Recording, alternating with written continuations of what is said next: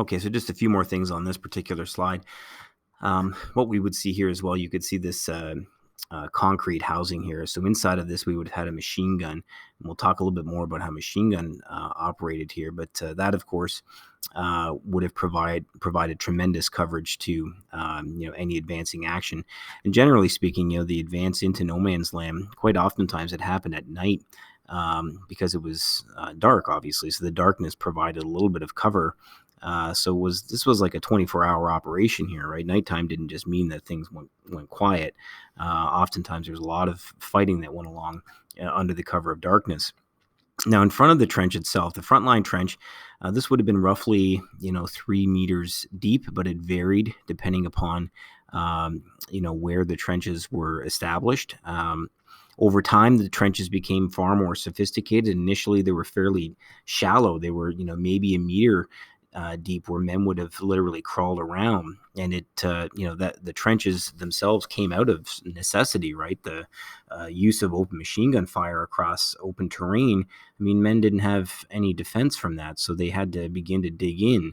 And those trenches were, as I mentioned, they were quite primitive early on, more like a ditch. And pieces of sheet metal would have been used to try to keep the dirt from collapsing.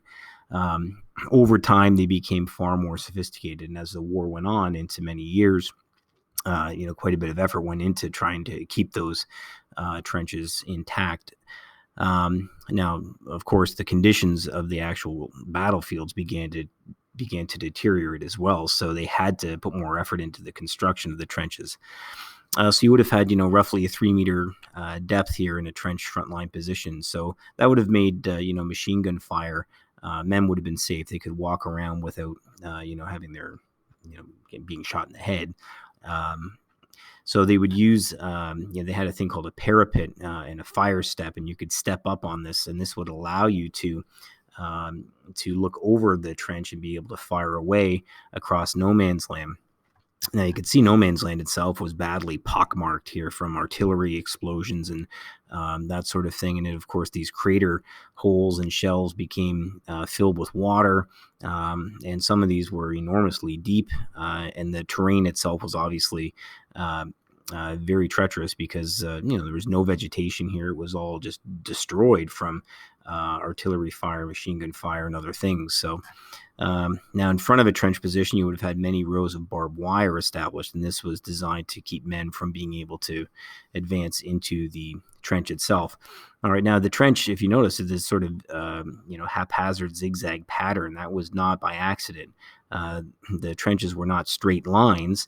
They were designed this way for two purposes. One was if an enemy got into the trench system with a machine gun, you wouldn't want them to just be able to fire straight down a line and kill hundreds of men.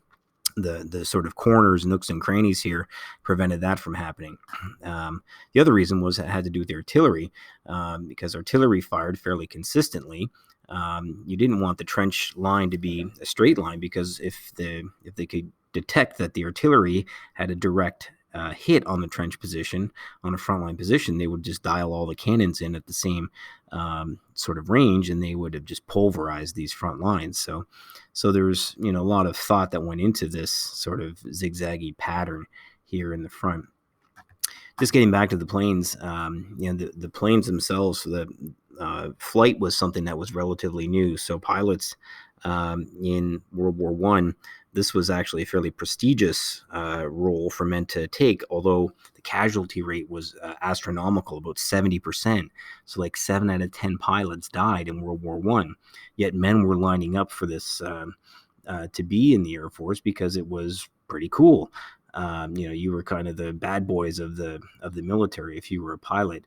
But really, it was almost suicidal to be a pilot because these planes here were very primitive. They were low flying, the open cockpit, propeller driven, and they were very light because, the motors, the engines could only carry so much weight.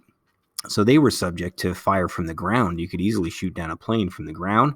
And pilots, of course, oftentimes crashed. So the role here of the Air Force in World War I was not to bomb positions, rather to gain information.